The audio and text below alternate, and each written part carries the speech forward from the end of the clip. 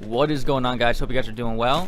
What you're looking at here is Battlefield 1's new ranking system for its competitive mode Incursions. So this is a unique thing introduced to Battlefield 1, as normally it is and has always been a very casual and just laid back game that didn't really need a ranking system for what it was really all about. But DICE has done a very good job here on introducing a ranking system to the competitive mode, as that is pretty essential in my opinion if you're going to want to have pretty solid credibility for having something under the guise of a competitive experience. So this is at least the beta version of what we have right now. We have 5 different rank sets, with each of those sets having 3 tiers in them, the lowest rank being bronze and the highest rank going up to diamond. So that is a brief raw look at what we're having introduced to us right now. You can, as of right now, go on to Incursions and hop into the competitive mode that is there, and if you play 10 of those games, you will find what rank you fall under, and then of course you can continue and play and try to work your rank up from there. But you won't be able to see where you fall under on any of these ranking sets until you play 10 competitive modes on the beta version of Incursions. I was able to complete those 10 games, so I do have a rank right now. So I want to share with you guys what kind of happened throughout those 10 games, how well I did, what my strat was. Even though it is in the beta still, and it's going to be kind of hard to tell what the meta is going to be like, I did notice some pretty interesting stuff that I think does need to be taken into consideration. So I want to share with you guys all that stuff in this video today, as I did play those 10 games, and out of those 10 games I won 8 of them and I had lost 2. So not all too bad. My first 5 games we did really well on, as I'm going to share with you guys the end round score screens here, just to give you a little bit idea of what the KD was like and the score at the end of the game. You'll see some of them where the enemy team had only 4 players, but I didn't have really any games where the enemy players were quitting out at the very start of the game that actually affected it. It was more by the time the game was almost over with and we were already doing well, and the enemy player decided to quit out for that.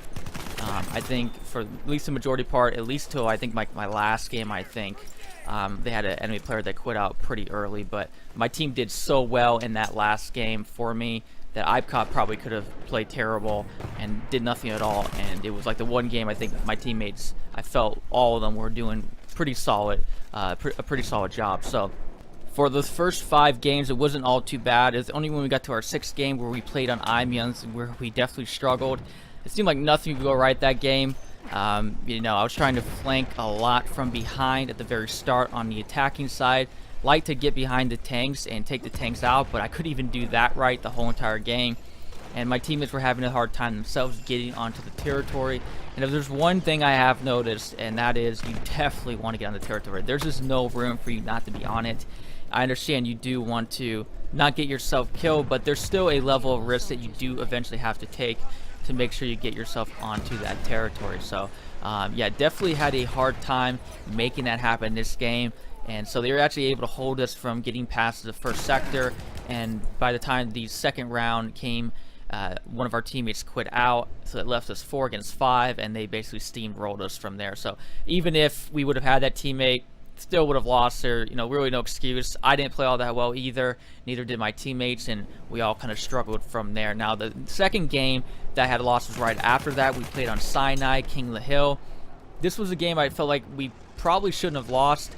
Even though we lost one of our teammates at the very start of the game, I was actually able to cap the hill, take out the whole enemy team, and basically hold them back for that first beginning part, which was giving me some confidence that maybe we can make this happen.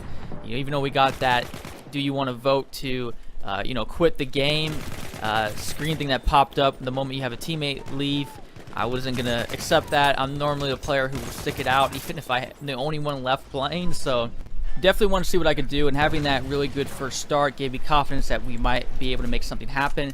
But we seemed like to struggle throughout the rest of the game there. Now what did not help was we did have a teammate that was playing a combat sniper that literally was nowhere even in the vicinity of the actual territory.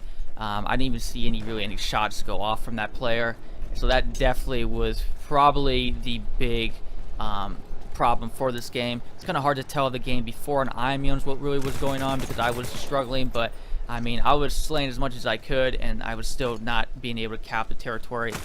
But even with having teammates that were on the territory themselves, didn't know how to use their gadgets correctly, I felt like there was a lot of instances still in the game where it felt like I could have pulled off a couple better plays and been able to squeeze us out of that with a victory. So that was a little bit of a heartbreaker, but those were the 2 games that I had lost. After that, went back onto that win streak and was able to finish off the rest of my game. So I ended up with a rank of Platinum 3. My ranking score was just shy of 1,875. I had 1,827. Was curious to see what would happen if I won another game, so I did play an 11th game, and I moved my rank up to 1,851. So that was a 24-point increase. So if you follow that along, if I would win another game, that would have moved me up to 1,875. So that made me kind of think what might have happened if I didn't lose those 2 games, but I would have made it to Platinum 2.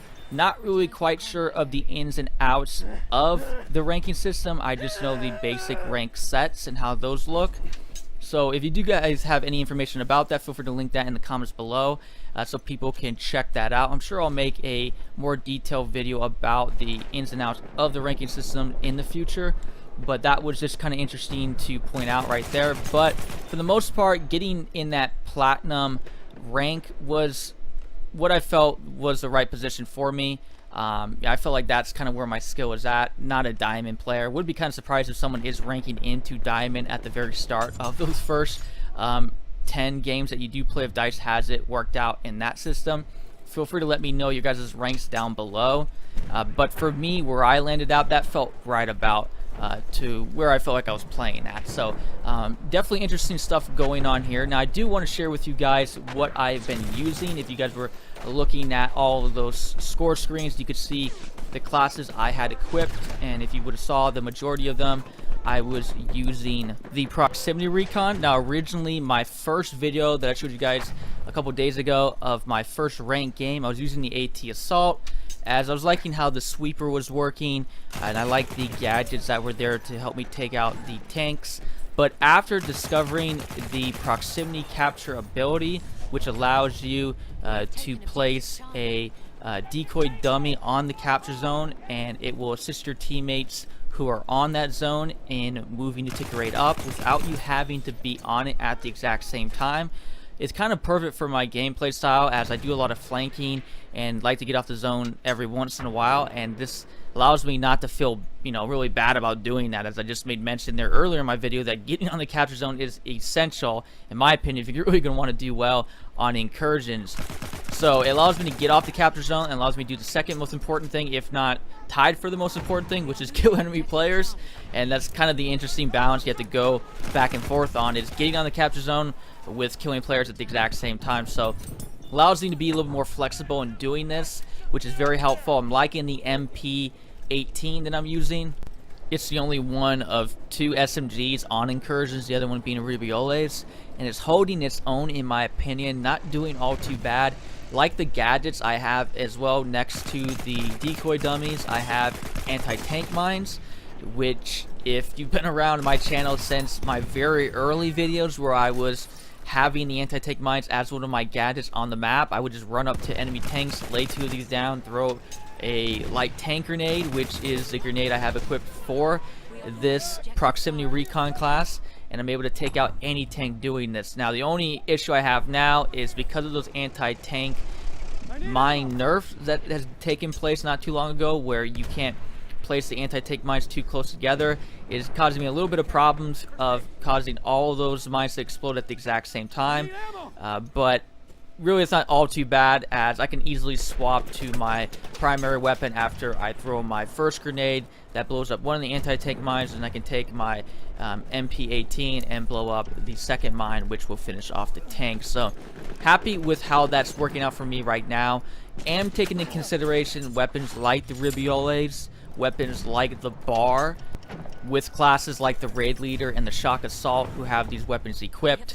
So definitely taking that in consideration, as well as the other gadgets such as the Raid Leader spawn beacons. I think spawning into the game is pretty crucial on this, and right up there, I think, with some pretty solid gadgets that you're going to want to have. So I am taking in consideration all of these, still trying out all of these different kits in the testing mode of Incursions, just to kind of see how they play out to my gameplay style. But I've noticed for the most part right now, the proximity recon is working really well to how I play. I guess you could say playing a lot of the base version of Battlefield, going very rogue in certain instances where I need to cap the territory and I have a persistent squad trying to prevent me from doing this, has kind of geared me up perfectly to, you know, having to deal with a competitive mode where it's just 5 versus 5. And it's a little bit of a relief, I guess you can say, because I don't have to be concerned about the massive Zerg enemy team rolling through to squash me after I've battled a whole squad by myself to try to cap one territory. So yeah, definitely kind of a little bit of a relief playing Incursions here a bit, but again, on the flip side, I don't have my own you know, massive Zerg of teammates to roll up and get my back. So yeah, definitely interesting stuff that I've noticed. Have even noticed the, I guess, more of awareness to things like medic pouches and ammo pouches, as your health regenerates a little bit slower than it does in the base version of Battlefield. And I've been running out of ammo a lot lately, and you know, if you only have one anti-tank mine and the enemy team's rolling back out within their tank, you don't have enough to take that enemy tank out with just your gadgets. So I have noticed that happen to me quite a few times already, more frequently than I noticed on the base version of the Battlefield 1 game. So I am keeping those things in consideration as well. But again, that's what I've been noticing so far. Feel free to let me know what kits you guys have been using in the comments down below. I'm curious to what you guys are doing, if there's anything that you have noticed and popped your attention. Still enjoying, really encouraging so far, enjoying all the different classes and exploring them to see what works well, especially on the different maps and the different game modes that we have. But that's it for you guys today. Again, I appreciate you guys being here. I am Livin', and I'll catch you guys again later. Peace.